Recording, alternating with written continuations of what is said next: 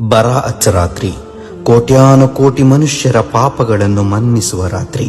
ಬರಾಅತ್ ಎಂಬುದರ ಅರ್ಥವೇ ವಿಮೋಚನೆ ಎಂಬುದಾಗಿದೆ. ರಹಸ್ಯವಾಗಿ ಮತ್ತು ಬಹಿರಂಗವಾಗಿ ನಾವು ಮಾಡಿದ ಸರ್ವ ಪಾಪಗಳನ್ನು ಸೃಷ್ಟಿಕರ್ತ ಅಲ್ಲಾಹನಲ್ಲಿ ಮನಬಿಚ್ಚಿ ಹೇಳಿ ಪ್ರಾಯಶ್ಚಿತಪಟ್ಟು ಕ್ಷಮೆ ಕೇಳೋಣ. ಅವನ ವಿಶೇಷ ಕರುಣೆಯ ನೋಟ ನಮ್ಮ ಮೇಲೆ ಬಿದ್ದರೆ ನಮ್ಮ ಬದುಕು ಪಾವನವಾಗಲು ಅದುವೇ ಸಾಕಲ್ಲವೇ ಪ್ರಿಯರೇ. ಸೃಷ್ಟಿಗಳ ಆಯಸ್ಸು, ಆರೋಗ್ಯ, ಅನಾರೋಗ್ಯಗಳು, ಜೀವಿತಾವಧಿಯಲ್ಲಿ ನಮಗೆ ಲಭಿಸುವ ಆಹಾರ ಹಾಗೂ ಇನ್ನಿತರ ರಿಸ್ಕ್ಗಳು ಮುಂತಾದ ಎಲ್ಲ ಕಾರ್ಯಗಳ ದಾಖಲೆ ತಯಾರಾಗುವ ರಾತ್ರಿ ಇದು.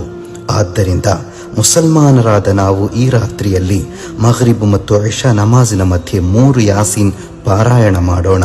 1ನೇ ಯಾಸೀನ್ ದೀರ್ಘಾಯುಷ್ಯ ಲಭ್ಯವಾಗಲು, 2ನೇ ಯಾಸೀನ್ ಜೀವನ ಭೋಗ ವಸ್ತುಗಳಲ್ಲಿ ಅಂದರೆ ಆಹಾರ ಅಥವಾ ರಿಸ್ಕ್ನಲ್ಲಿ ವಿಶಾಲತೆ ಲಭಿಸಲು, 3ನೇ ಯಾಸೀನ್ ಮರಣ ಹೊಂದುವಾಗ ಈಮಾನಿನೊಂದಿಗೆ ಮರಣ ಹೊಂದಲು. ನಂತರ ಸೂರತು ದುಖಾನ್ ಪಾರಾಯಣ ಮಾಡೋಣ. ಅನಗತ್ಯ ಮಾತುಗಳಿಂದ ದೂರವಿರೋಣ.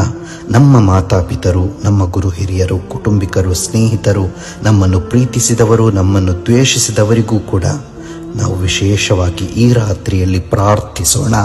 ಹಗಲು ಸಮಯ ಸುನ್ನತ್ ಉಪವಾಸ ಹಿಡಿಯೋಣ.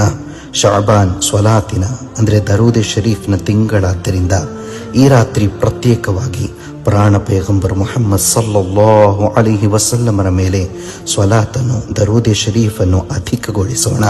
ತಿಂಗಳುಗಳ ಚಕ್ರವರ್ತಿ ರಂಜಾನ್ ಶರೀಫ್ ಆಗಮಿಸುತ್ತಿರುವುದರಿಂದ ಈ ರಾತ್ರಿಯಲ್ಲೇ ನಮ್ಮ ಮನ ಮತ್ತು ಮನೆಗಳನ್ನು ಎಲ್ಲ ಕಲ್ಮಶಗಳಿಂದಲೂ ಸ್ವಚ್ಛಗೊಳಿಸೋಣ.